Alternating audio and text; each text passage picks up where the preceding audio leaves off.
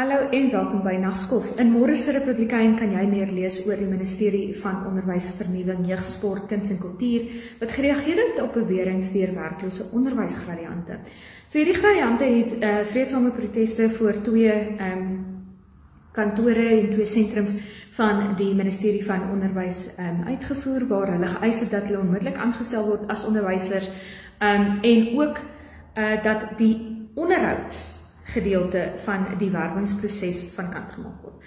So, die ministerie het toe gereageer en gesê daar is ongelukkig ooraanbod te veel gekwalifiseerde mense wat gekwalifiseerd is om onderwysers te wees, veral in graad 1 tot 4, maar hulle sê dat daar weer in ander areas te veel is.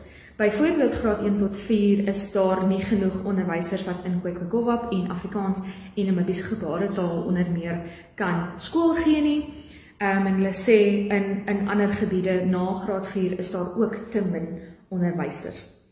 Hulle sê die beweringe oor vol klaskamers is waar en nie waar nie. Hulle sê die nasionale gemiddelde koers vir onderwyser tot leerlinge is normaal in elke streek van die land, maar hulle sê hulle is bewus daarvan dat daar in sekere meer ontwikkelde gebiede en meer stedelike gebiede oorvol klaskamers en oorvol skole is, veral Windhoek, Swakopmund, Rundu en Katimamulilo en so aan. En hulle sê die gemiddeld kom juist daarvandaan dat daar in sekere gebiede oorvol skole en oorvol klaskamers is en in ander gebiede is daar weer onderbenutte skole en klaskamers waar daar baie min leerlinge in daardie skole is.